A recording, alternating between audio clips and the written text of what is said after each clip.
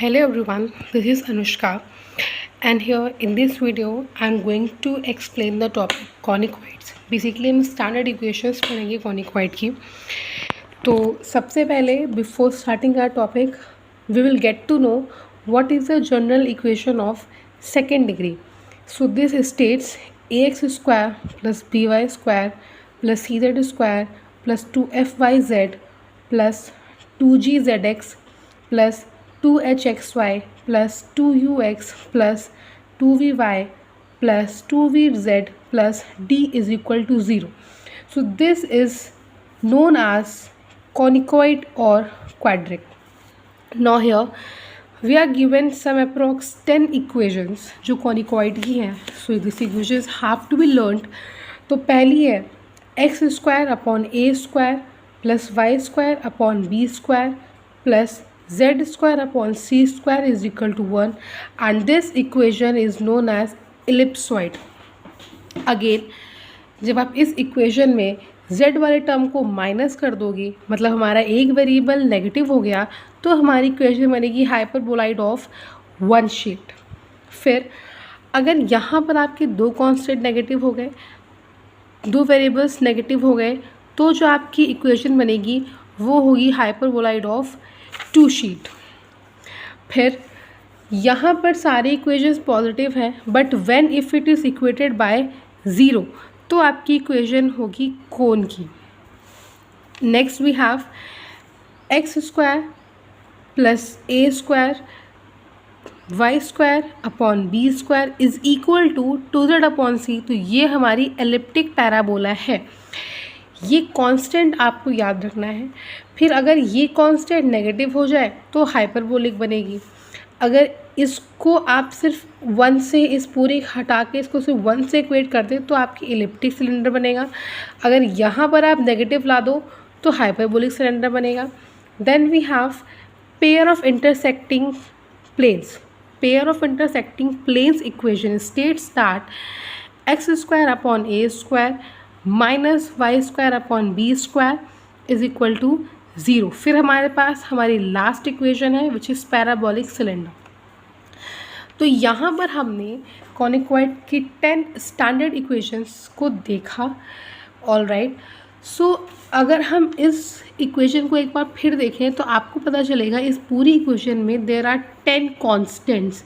Now why I am telling the constants, क्योंकि अब हम निकालने जा रहे हैं general equation of conicoid. Okay. So now our next topic is general equation of conicoid. As you know, the general equation of conicoid states that ax square plus by square plus cz square plus fyz plus 2gzx plus 2hxy plus 2ux plus 2vy plus 2wz plus d is equal to 0. As I told before कि इस equation में total 10 constants हैं. उन 10 constant में से एक constant ऐसा होना चाहिए, one constant should be non zero. Why non zero? Because इसके बाद अगर आप कोई ऑपरेशन फॉर एग्जांपल मल्टीप्लिकेशन और डिवीजन लगाएं तो डिस्टर्बेंस ना हो इक्वेशन में. इसलिए एक कांस्टेंट ऐसा होना चाहिए जो नॉन ज़ीरो हो. ठीक है. फिर यहाँ पर देयर आर 2 कंडीशंस. अब वो 2 कंडीशंस क्या हैं?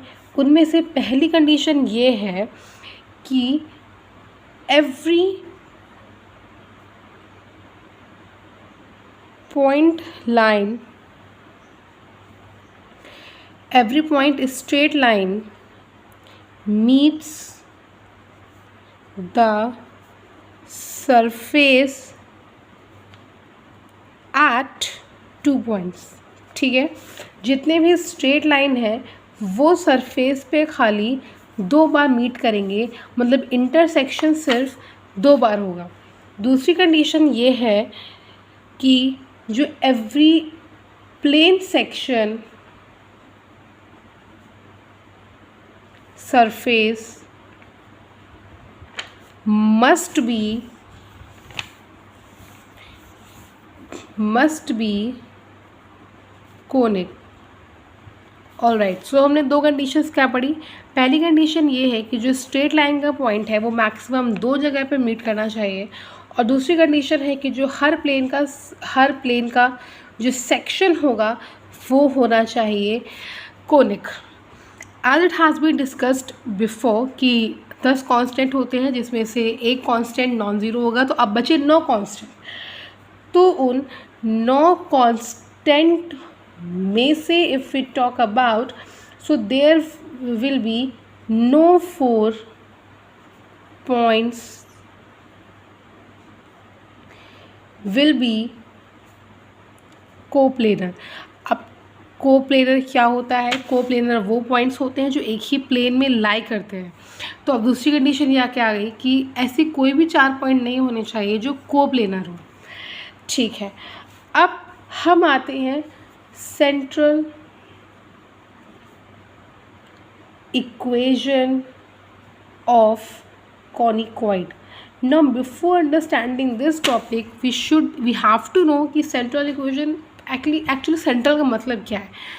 सेंट्रल का मतलब ये है कि आप जो भी फिगर बनाने वाले हैं उस फिगर की कॉर्ड्स जो है वो ओरिजिन से पास करनी चाहिए। What I am saying, let's understand this with the help of an example. So central equation of conicoid is ax square plus by square plus c z square is equal to 0। चलिए ellipsoid के figure से उसको और अच्छे से समझते हैं। ये हमारा ठीक है सिस्टम हो गया 3D। यहाँ पर हम इलिप्सॉइड का एक फिगर बनाएंगे। ऑलराइट, अब इसके जितने भी कॉर्ड्स हैं, मान लीजिए ये कॉर्ड है, ये कॉर्ड है, ये कॉर्ड है, अगर ये सारे कॉर्ड्स आपके ओरिजिन से पास करते हैं तो हम इसे सेंट्रल कॉनिकॉइड कहते हैं, और ये रही उसकी equation. Now we have the last and the next topic is standard equation of central conicoid. All right, so ये हमारी कॉनिकॉइड की सेंट्रल कॉनिकॉइड इक्वेशन ये रही। आप यहाँ पर 3 वेरिएबल देख पा रहे हैं, ए, बी और सी। अब जो कंडीशंस बनेंगी वो इन्हीं 3 वेरिएबल्स पे डिपेंड करेंगी। पहली कंडीशन क्या होगी? If a, b and c are positive then it will be ellipsoid. ठीक, दूसरी कंडीशन क्या है?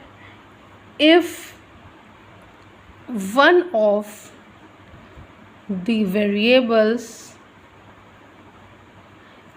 इज नेगेटिव, मतलब आपके पास ये 3 वेरिएबल्स हैं, इन 3 वेरिएबल्स में से कोई भी एक वेरिएबल, इधर सी और बी और ए, कोई भी एक वेरिएबल अगर नेगेटिव हो गया तो वो बनेगी तुम्हारी इक्वेशन हाइपरबोलॉइड